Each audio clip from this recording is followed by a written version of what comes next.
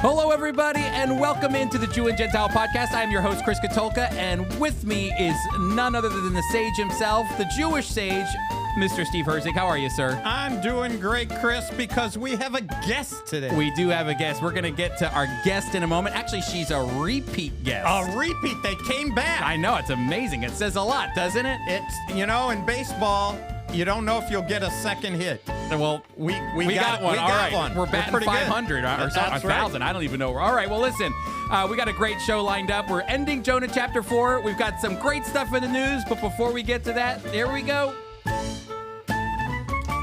Welcome in. Like Steve said, we have a great guest with us. Jeannie Green is back to share with us. Back and better than ever to share with us. Hey, she shared with us last time about her experience doing Encounter. And we actually even turned it into she did such a great job. We turned it into an official Encounter video that you can watch on YouTube, which I'll put the link in our show notes so people can go to that.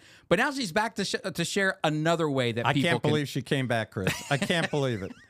She says that people are going to be listening, too, because of her. She brought a few more listeners. So instead of 6, we're going to be up to, I don't know how many. All Jeannie, you'll have to tell us. Well, we've got Jeannie. How are you? Good to see you. I'm good. How are you? Good. I'm glad you're back with us. Hey, Jeannie, pull that mic a little bit closer so that all your friends can hear you and we can hear you.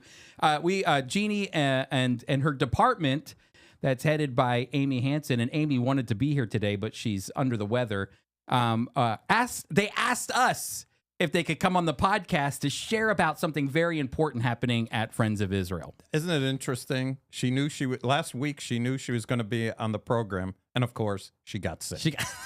I'm coming on the podcast. I'm sick. Well, I found out she was sick, and then I said, "Well, is she not coming on today?" And then Laura goes, "Nope, Jeannie's got it under control," which I know you do have it under control, Jeannie, which is great. I try, yes. It doesn't always look that way, but yeah. Well, you definitely act with a lot of great confidence, because that's everything in life. Just be confident, right?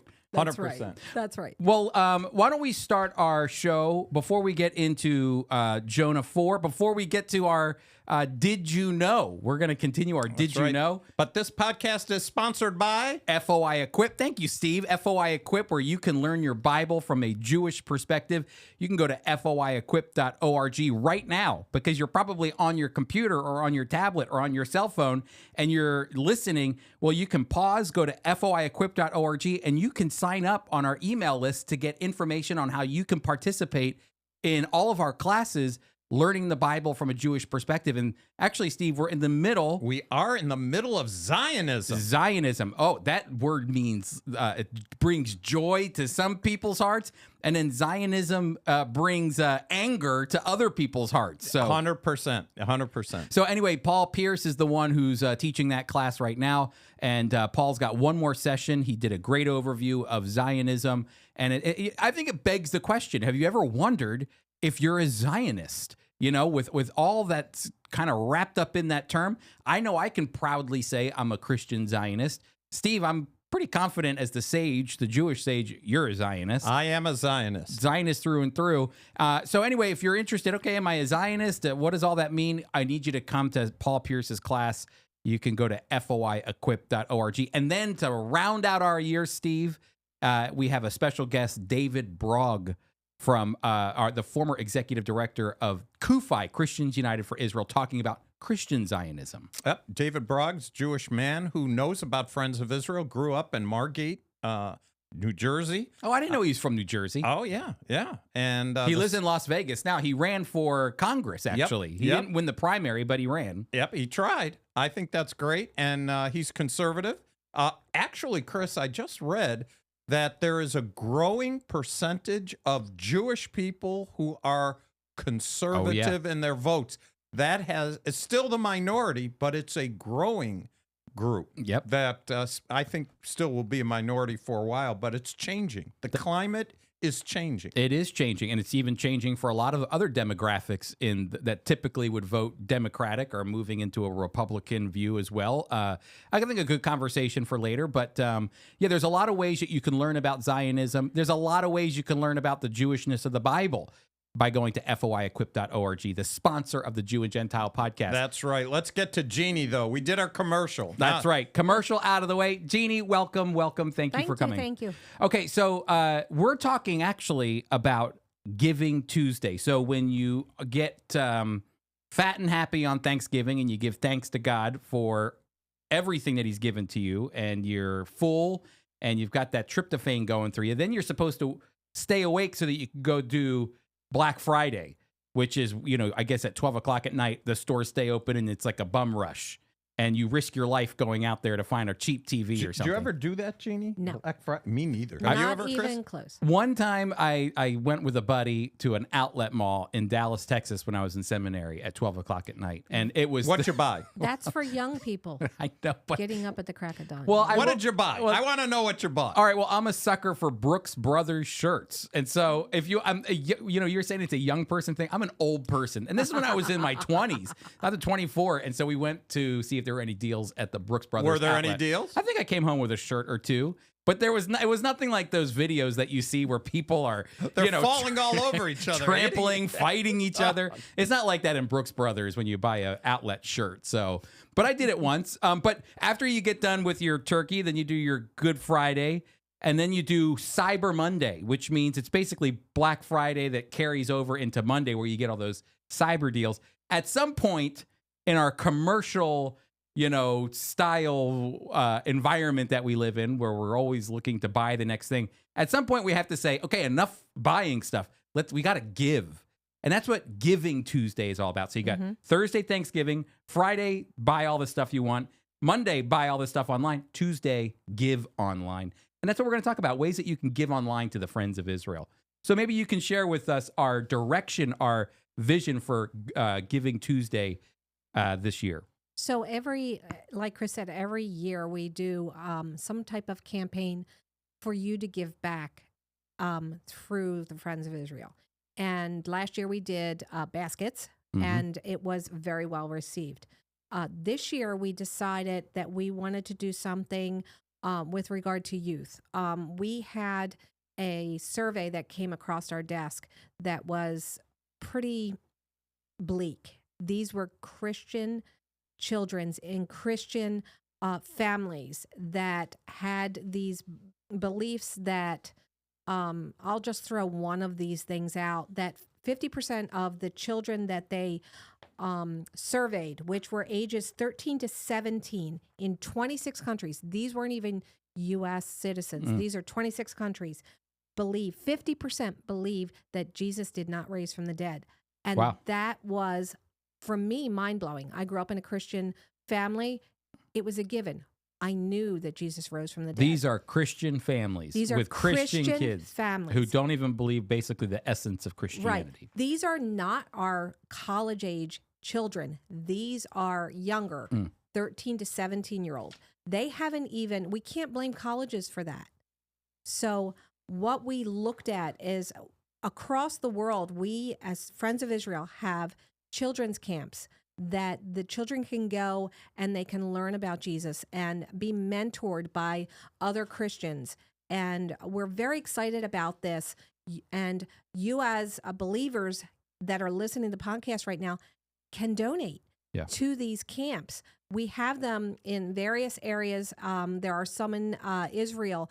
Again, these are Christian families that are allowing their children to go to these Christian camps. No child is left behind, and we don't want any children left behind. We want people to give so that we can strengthen them before they even get to college, so that they understand who Jesus is, why he came. And we're very excited about the program. Because some of these young kids that come to the camps, whether they're in Poland or in Israel, they travel quite a distance, and maybe even the family doesn't have the money to be able to send them. Hey, listen, I know what it's. I grew up going on ski trips with our youth group, and we'd have winter retreats. And it is, if you got a couple kids, it's not cheap to do that. It can be very expensive.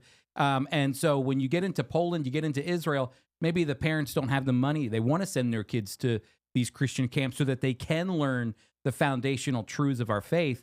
but they don't have the money to do that. And that's what this no child left behind mentality is. We want to be able to make sure every family feels confident that they have a scholarship there to send their kids to these camps. And a giver to Giving Tuesday would make that possible. Absolutely. Yeah. And you can give any amount. There are, even if you think, oh, I can only give $10, $20. I mean, every dollar makes a difference in a child's life. And we want to make that difference in that child's life. We want you as a listener to this podcast to make a difference in a child's life. So, how hard is it? How hard is it to give? They go online. They can go online and give. I think Chris, you have that on. It'll be on the show notes. So you can go to for our Giving Tuesday push. You can go to foi.org/Tuesday. Very easy to remember. Yes. Not Thursday, not Friday, not Monday. Tuesday for Giving Tuesday. You can also sign up for our emails. We send a lot of emails out. You guys send emails out so that your folks know what's going on with Equip, and you can go on, sign up for our emails, and you will start seeing the emails for Giving Tuesday. Again, you can give anytime. You can go on right now and give, or you can go on Giving Tuesday and give.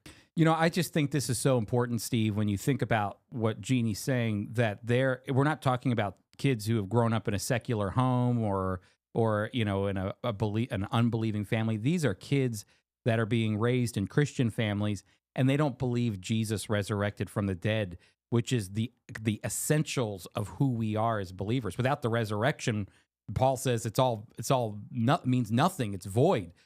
So it's vital that these young children are learning biblical truths, and that's what's happening in our Polish and Israel camps. There's nothing better than getting a group together. You mentioned that you went to camp, Christian snow camp or whatever.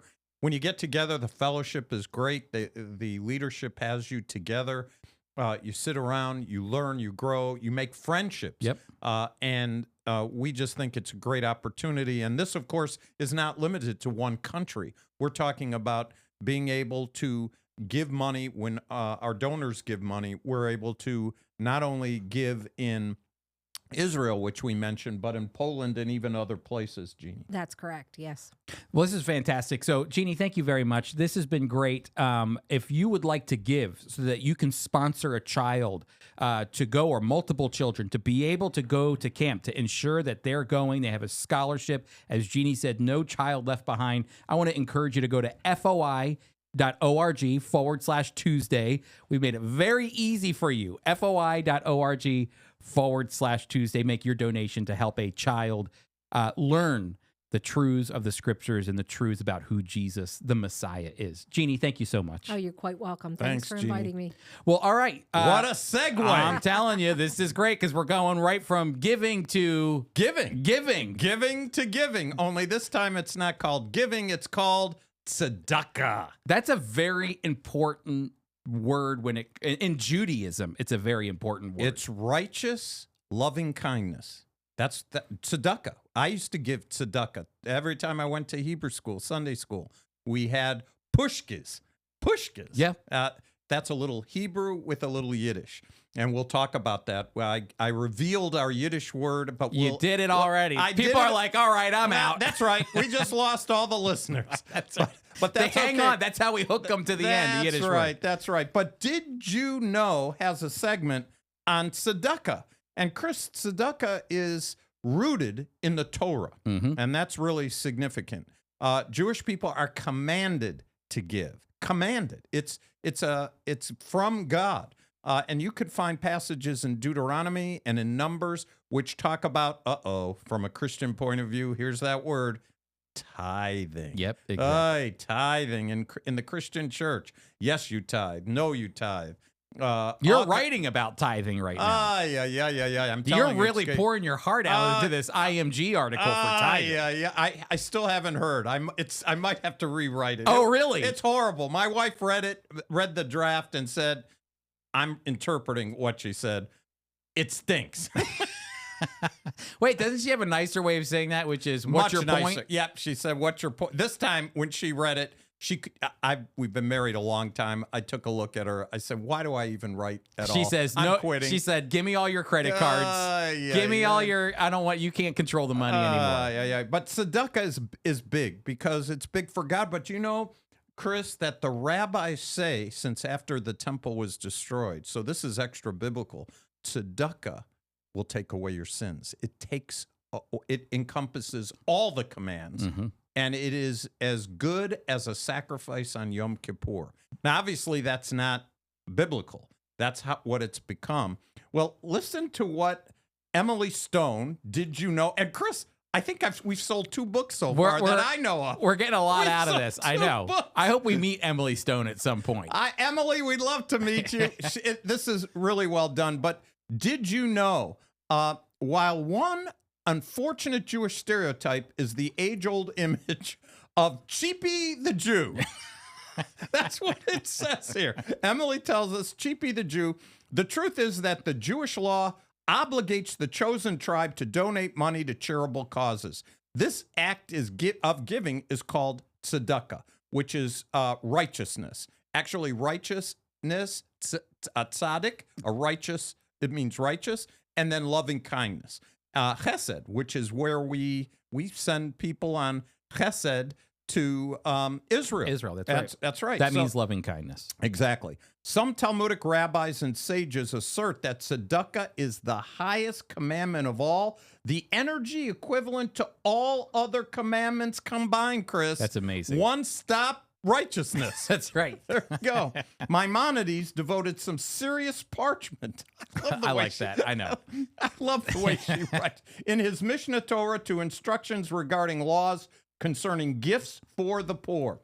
Furthermore, there was a Rabbi Kokba basically likens a person who doesn't fulfill the mitzvah or the command of tzedakah to an oyster po' boy eating worshiper of idols.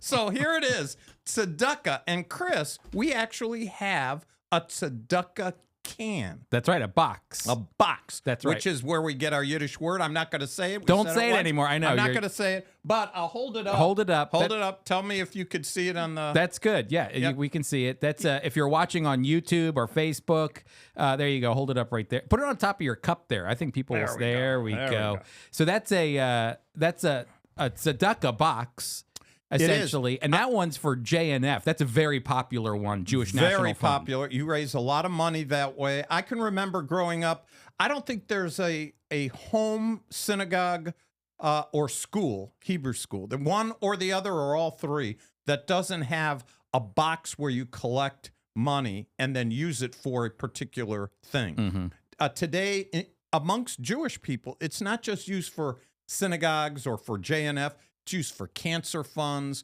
for funds that will help in all different kinds of ways. And we just talked about Giving Tuesday.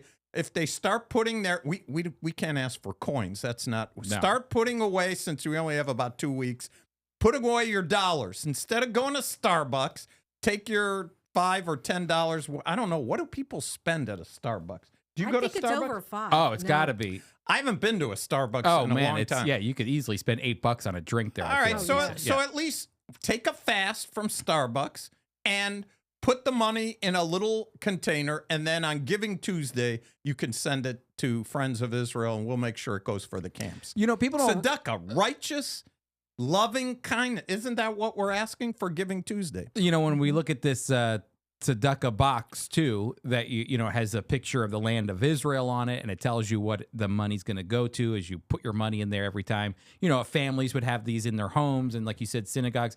But these little boxes actually helped to found the the state of Israel, because a lot of people you'll hear lies. They'll tell you, oh, the Jewish people stole the land from the Palestinian people.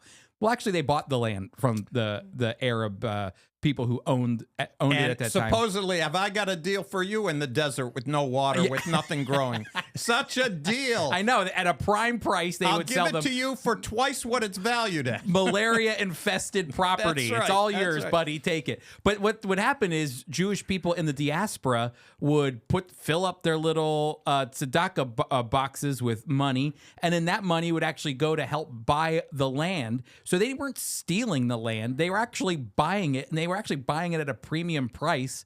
And so they have the deeds to these lands. So whenever people go, oh, those Jewish people went in there and they stole it, the colonialism, they went in there and they bought it. It's genius fundraising if you think about it. I remember not only were these boxes used to help Israel get land, but also buy trees. I remember, Chris, going to Hebrew school, and they had these little booklets, and you put a dime in each time you came. And when you filled it up with $2 at that time, you bought a tree in Israel. Yeah. And so young Jewish children, of which I was one, actually participated with our dimes. I know a dime doesn't sound like much today, but at that time, they were only $2 to buy a tree. Today, I think it's $10 to buy a tree, but it's the same principle.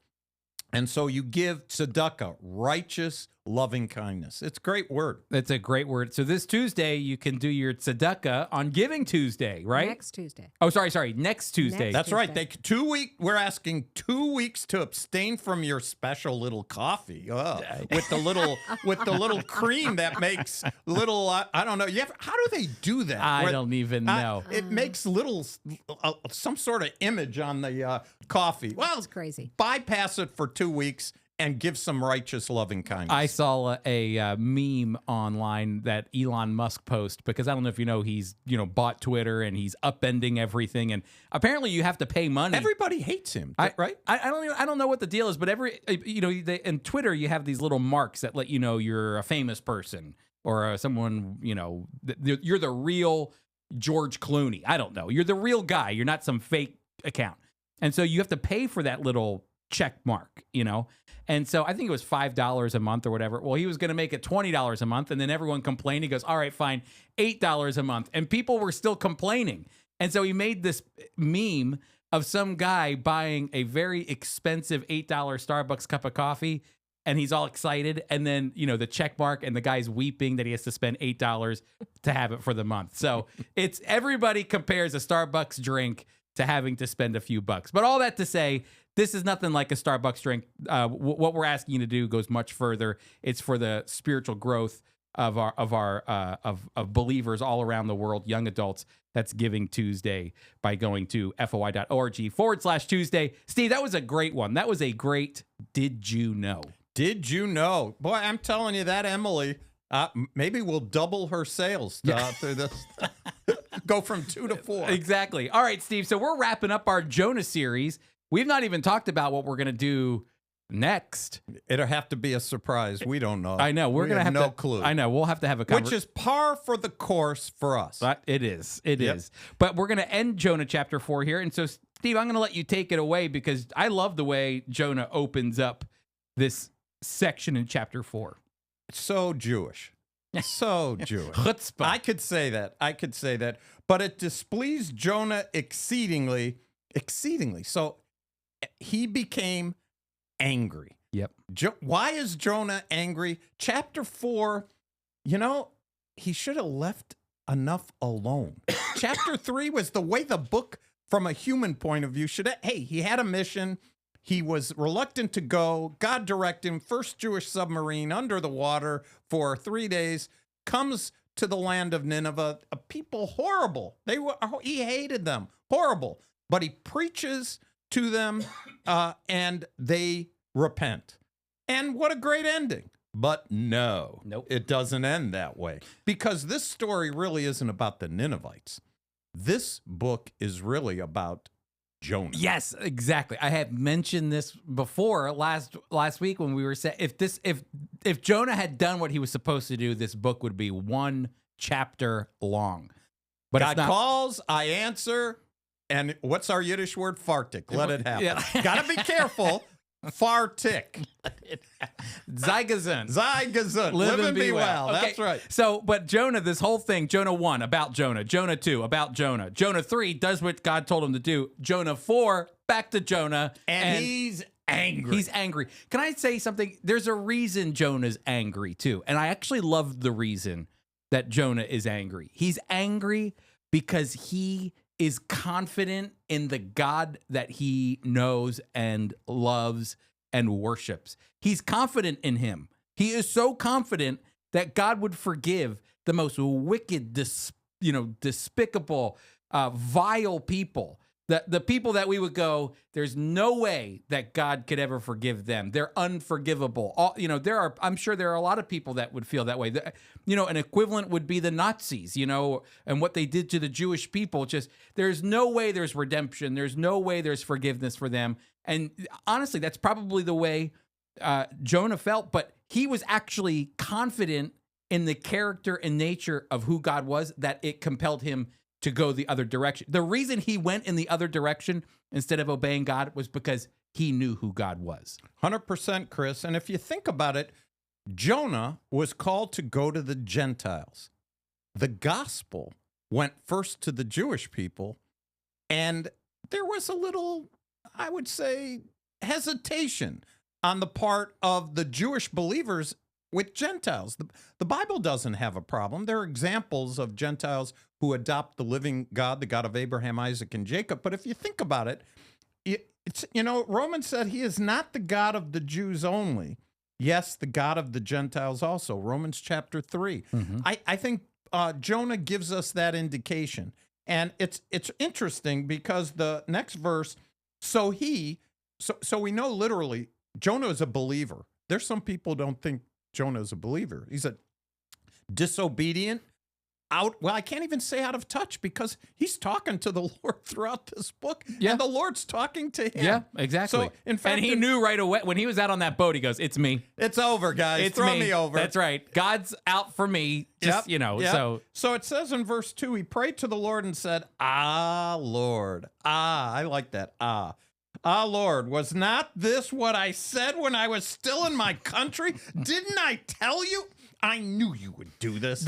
I love how honest, when he gets frustrated, and I always feel like this reads so beautiful. "Oh, Lord, I told you. This is why I didn't want to go to begin with. I told you." He gets frustrated. "I told you, Lord, but I know you're gracious. You're a gracious God. You're merciful, slow to anger, abundant in loving kindness. How come you're that way?" Yeah.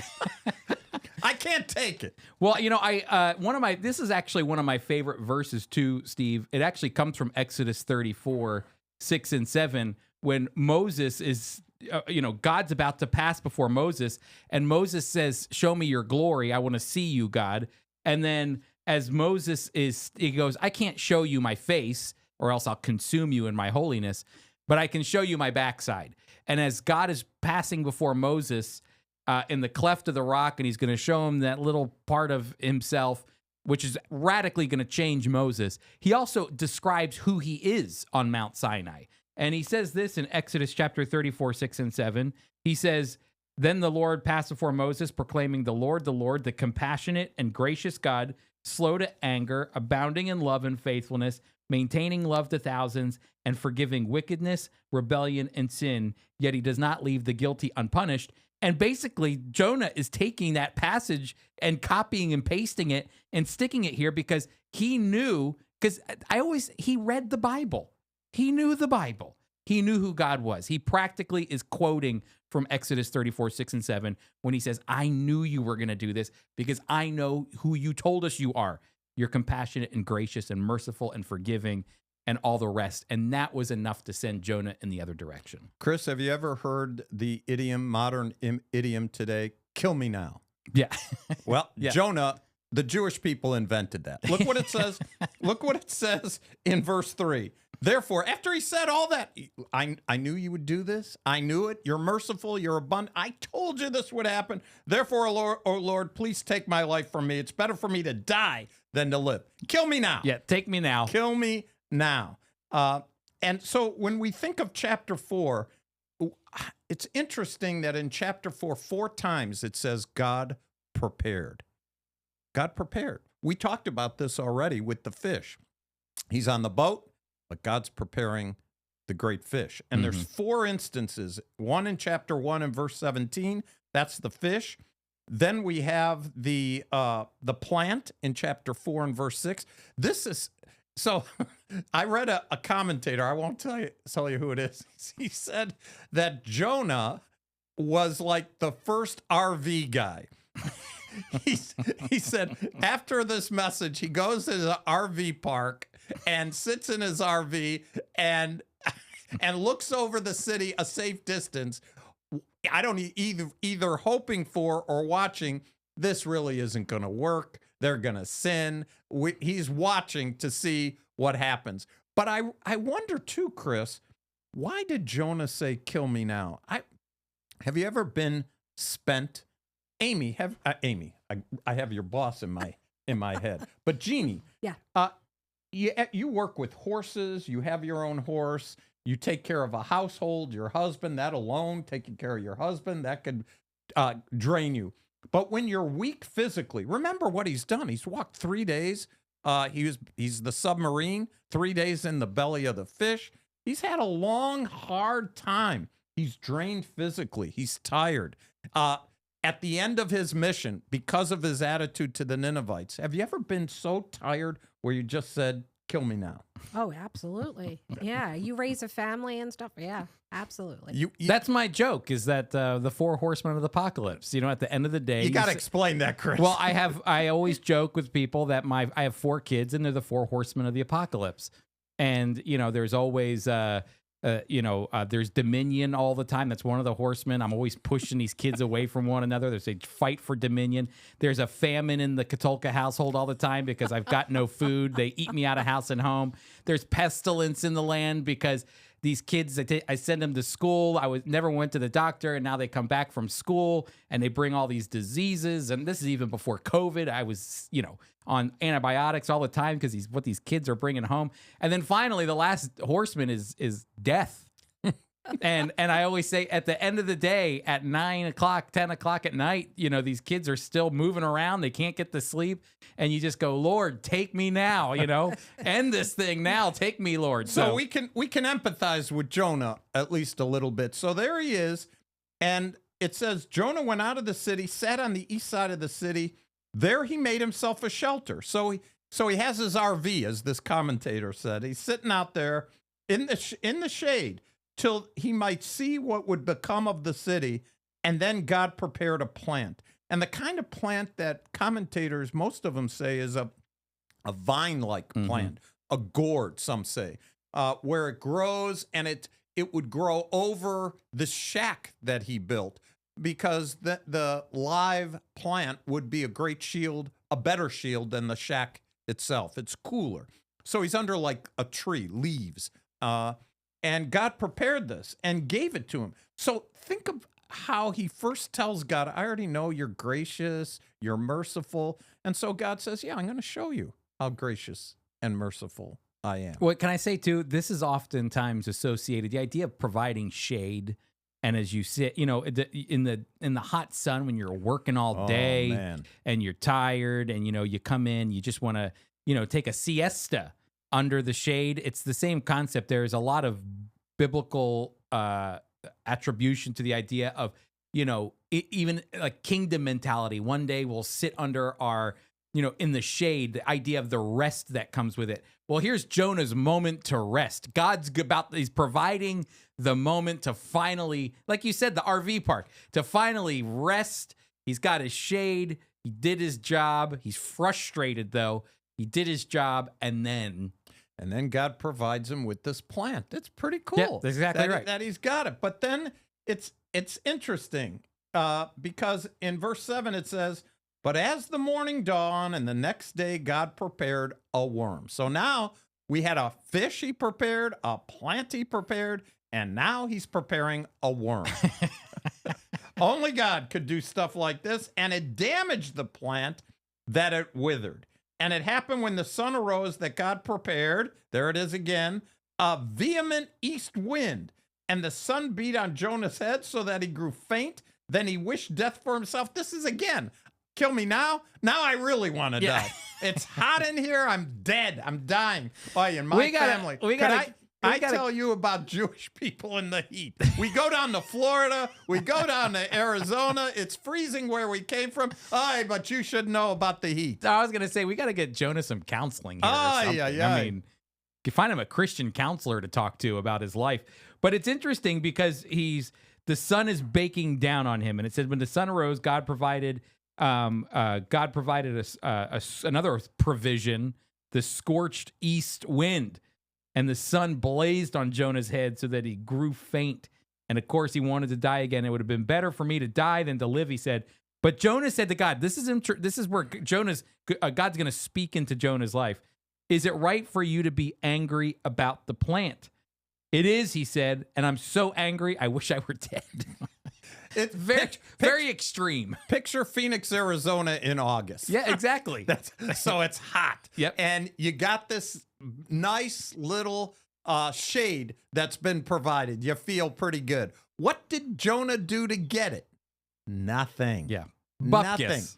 It came from God. It left from God because of the worm. But he's angry. He's upset. And so it goes on in verse 10. But the Lord said, you have had pity on the plant for which you have not labored, nor made it grow, which came up in the night and perished in the night. And should not I pity Nineveh, the great city, in which are more than 120,000 persons who cannot discern between their right hand and their left, and much livestock? Interesting that he's teaching him a lesson, because what does he do? He's not worried about the Ninevites. They're taken care of by God. He's worried about numero uno. Yep. Me. Exactly. It's all about Jonah. It's all about Jonah. I did a message once on Jonah, and I did it around the idea of the 3 chapters are about Jonah, the one's about God. The question is, how do you want to go out in life? Do you want to go out being remembered that you did what God told you to do? Or do you want to be remembered as having all these other chapters built around you that are solely dedicated to you and your problems and your issues and this about me and that about me? And I don't want to do that because I don't like those people. And this, do you want that kind of, ending to your life? If someone was going to write a book about you, do you want it to be all those chapters about you? Or do you want them to be solely focused on how God used you and you listened to God? And I just think it's because how do you end with Jonah is that you go, what was that all about? What was your life all about there, Jonah? Chris, if you go to the book of Nahum, it's very interesting. Nahum, of course, was the prophet about 100 years later who writes about the Assyrians and judgment that's going to come on them. That's right. And that book ends in a question. And the question is, for upon whom has not your wickedness passed continually? That's the thing. And at the end, here it says, at the end of Jonah, and should not I pity Nineveh, that great city in which are more than 120,000 persons who cannot discern between their right hand and their left hand? They're going to get judged, but not these individuals 100 years before Nahum. God promised he was going to, remember, the Ninevites were nasty people. Yep.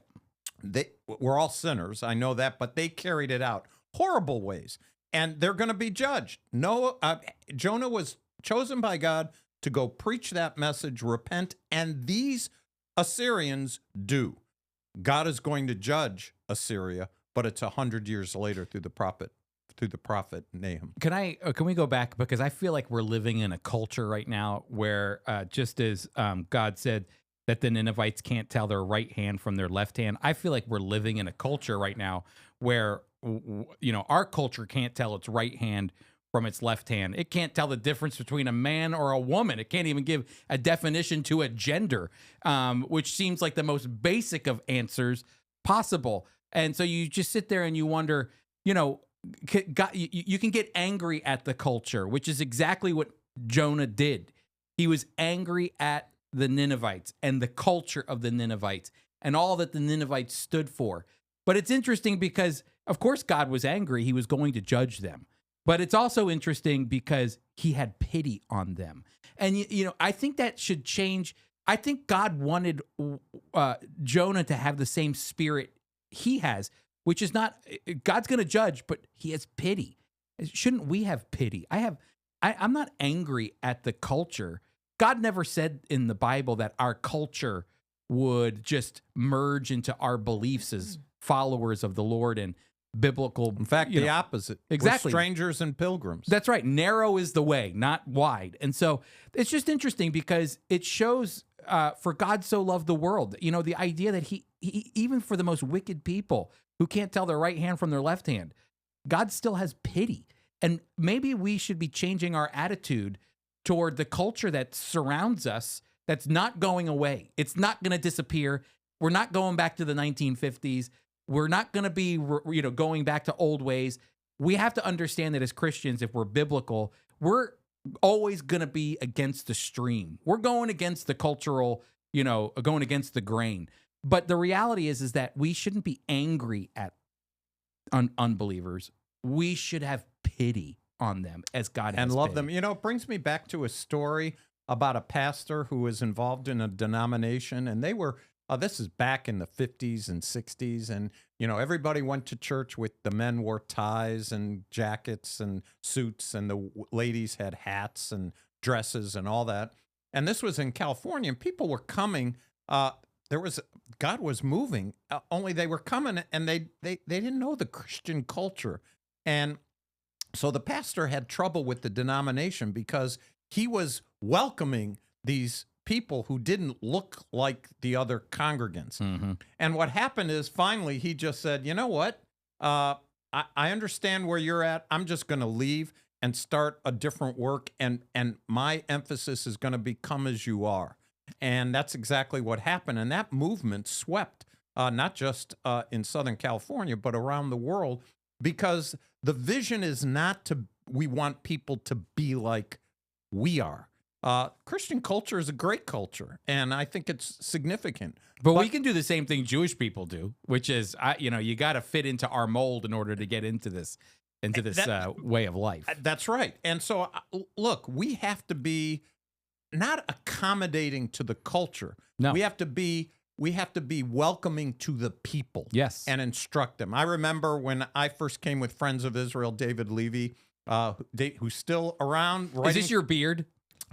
Well, no, I could talk about that too. Okay. It was belt buckle. Oh, belt buckle. He said, Steve, are you going to church with that kind of belt? And I said, I don't. What was this belt?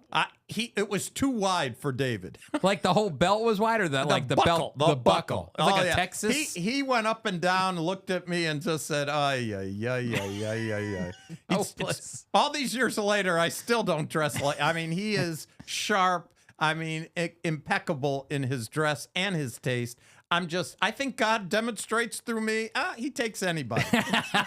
Well, you had the same thing not only with the belt buckle, but with the beard too. Yep, a Jewish guy with a beard. A Jewish guy. He wanted me to shave the beard off. Oh my goodness gracious! I just couldn't do it. I couldn't do it. What did you say to him? I just said, "Well, David, if it's trouble as far as churches being welcoming to me, I'll shave it off for Christ. But I want to at least try." Well, as it turned out, probably because I'm Jewish, nobody ever.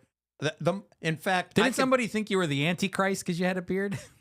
Well, no, they thought I was the Antichrist because they couldn't find my face. I had a beard and long hair, and they circled IMG with red and said. But the funny thing is, two things came in. The person in my place, North American director, sent me the 2 weeks apart. The first one, a red circle around the IMG article that I had.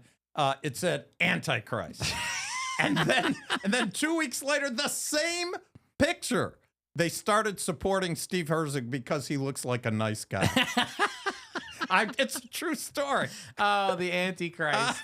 Antichrist. We found nice him, guy. everybody. We found the Antichrist. There you go. There you go. All right. Well, that concludes our study on Jonah. Hey, Steve, what's the final word here on Jonah? I say, don't be like Jonah.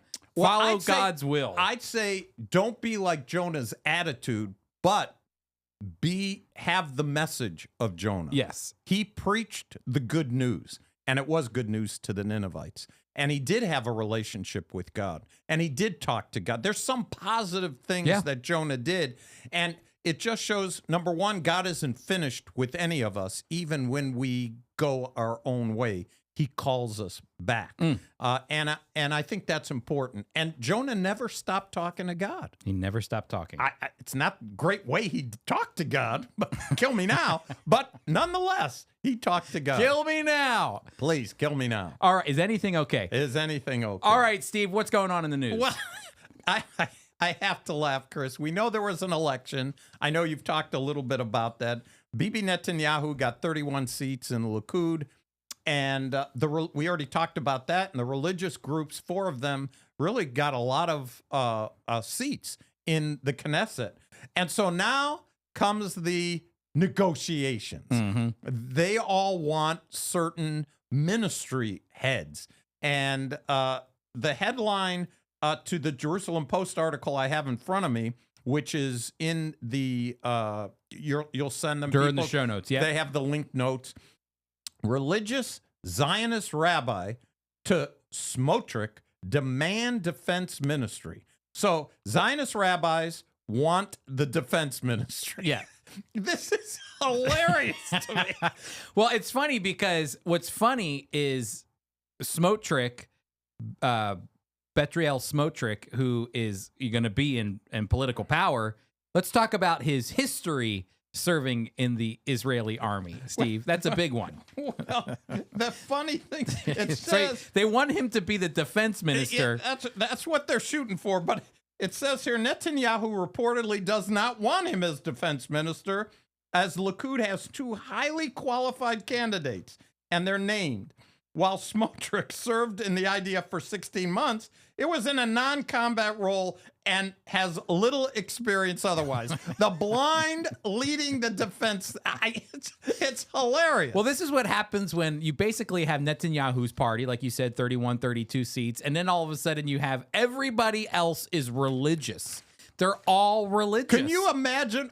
I'm Rabbi so-and-so, and I'm the defense minister. That's what's going on. I'm sure there's a lot of Israelis that are going, man. They are probably... Listen what it says. The rabbis explained that the reason to insist on the defense ministry was, quote, to strengthen Israel's safety, the spirit of IDF, to prevent the formation of a Palestinian state, and to regulate settlement of Judea and Samaria, according to the statements. The rabbis also requested and insist on receiving the education and religious affairs. Why don't you just ask for the whole country? Well, there's no, I mean, if the only thing is, now, Netanyahu could give this position to anybody, even in the opposition government. And there are conservative, the funny thing all about this is that Netanyahu's got to form a government now.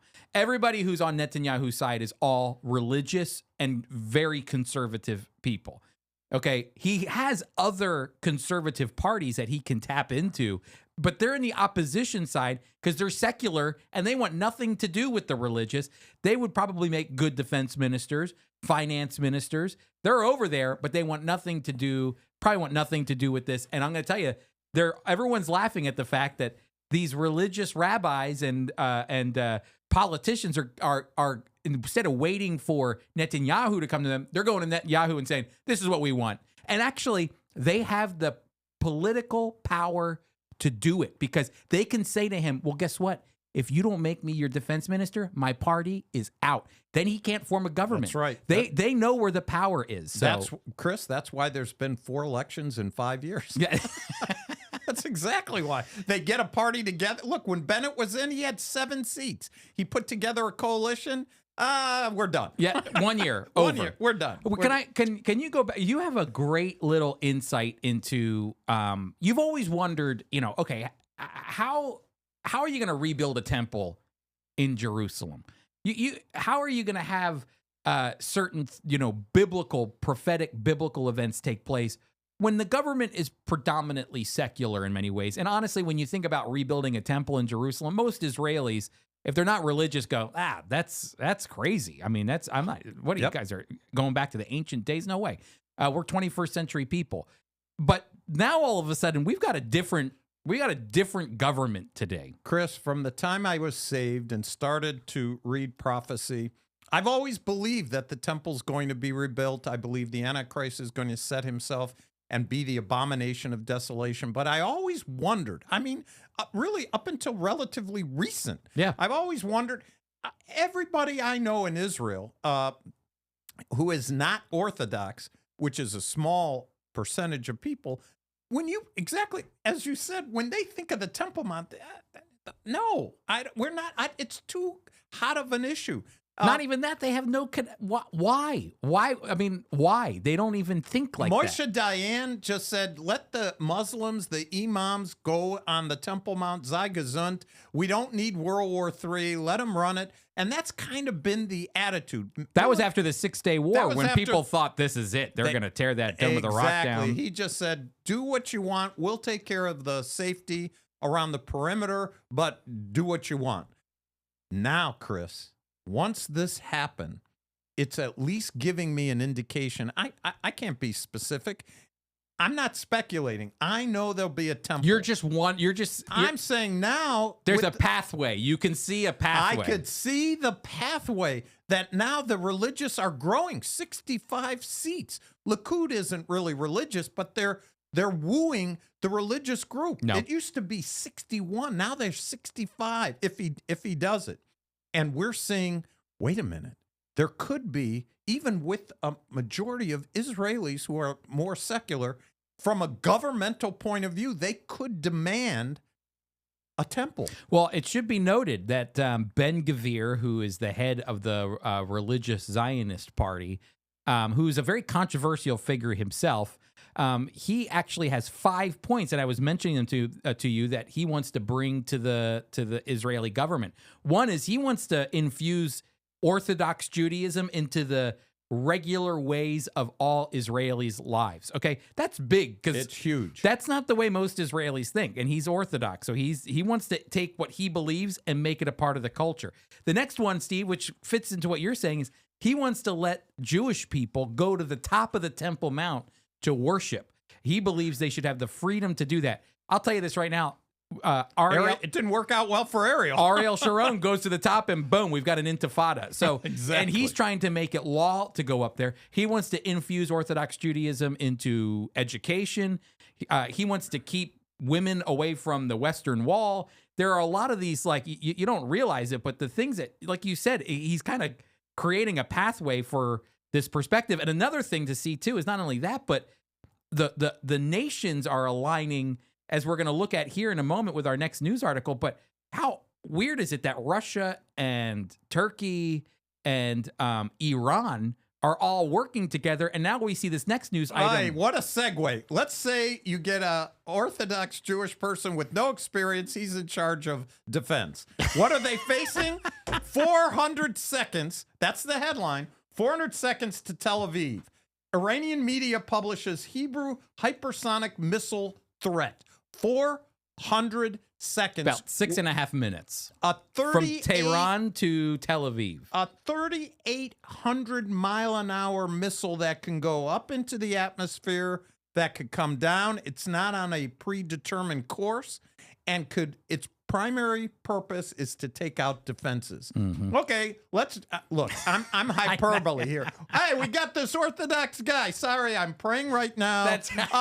You have 4 minutes until this missile strikes. Everyone, my sole job as defense minister. Now look, we're joking about it. It's not a joking thing, but in fact, what else are you going to do but laugh? 400 seconds. Mm-hmm. That's the way Israel's been living since the time she's been a reconstituted state. The enemies are near them, and now with hypersonic missiles, all the more reason that Israel needs to be on the cutting edge in order to defend herself. It's really important for us to stay, too. We are not prognosticators of prophecy. No. We are very responsible when it comes to prophecy. It's just Steve made a great point. How do you get a temple up there? Well, you have to have a different viewpoint in the government, and we're starting to see that rise in religious politicians making their way into power. That's the big thing, power into Israeli politics. And that you've also got the nations that are being staged as, using the word from Jonah, God's preparing, because that's the way. God is it's amazing. I think that's a great segue, a great connection, Chris, in the way God hasn't changed. He prepares whatever he needs for the purpose of whatever he wants to happen. Exactly. And interesting, in the article, both of these are found in the Jerusalem Post, by the way, that it's called a game changer. A game changer, as it can avoid most modern day missile systems. This hypersonic thing. Which is basically Iron Dome and David's sling and these anti-ballistic missiles, that Israel has. Listen what it says, Chris, this article. Both defense systems that defend inside the atmosphere and extremely expensive systems that deal with missiles outside the atmosphere. This new missile of the Islamic Republic of Iran will pass all of them, and I don't think that technology will be found that can deal with it for decades to come. That's what the Iranian leader said. That's what he said. That's right. All right, well, that is every good reason for us to continue to support our children's camps because God's moving, God's preparing things, and the culture the culture doesn't know its right hand from its left hand, and instead of being angry at everything going on, hey, let's have pity, let's have compassion, and let's raise our kids to know and trust and love the Lord Jesus. We're to be about the Lord's business regardless of what happens around us until he calls us home. That's right. And so, yes, with all this stuff, should I be afraid? No, not if you trust Christ as your Savior. You don't have to be. You could be frustrated. Don't say, kill me now. No. You could be frustrated, but be about the Lord's business. And that's why tzedakah for the next couple weeks, I pray and hope, they'll be giving it for, this is our Yiddish word, which I already gave. So, Chris, you can repeat it. All right, Yiddish word of the day, everybody. Yiddish word of the day is Pushke. Love that word. Pushke. Put the money in the Pushke. Put the money in the Pushke. A tin can. Steve's got his Pushke tin can here, especially an alms box that was used, really influential in helping found the state of Israel to supply the funds for it, and many other ways as well. But you know what? You don't have to have a tin Pushke anymore. We have a digital Pushke. That's right. You can go to foi.org/Tuesday to give to the children's camps to help a child learn more about the Lord Jesus. And let's give Jeannie one more shot. Jeannie, to our 6 listeners out there, and maybe the few that you have, we'll give one last push. One last Pushke. Just you can make a difference in a child's life, and that's the most important thing. If you don't think you can, you're wrong. That is great. All right, everybody, go to your digital Pushke, foi.org Digital Pushke. Yep. That's going to be my 2 words for the week. /Tuesday, foi.org /Tuesday. Pushke is the word. I'm thankful. Hey, listen, everybody, it's been a great Jew and Gentile podcast. We finished Jonah. I like it when we finish things, Steve. We don't finish much. I know, exactly. We finished that. We looked over, keep up with what's going on in the news in Israel. A lot of interesting things with this upcoming government. And also, hey, be sure to go to FOIEquip.org, and there you can register for classes. You can be on our mailing list. You can listen to the Jew and Gentile podcast. Zionism this Thursday. Sign up. We hope to see you there. And if not, we'll see you next week.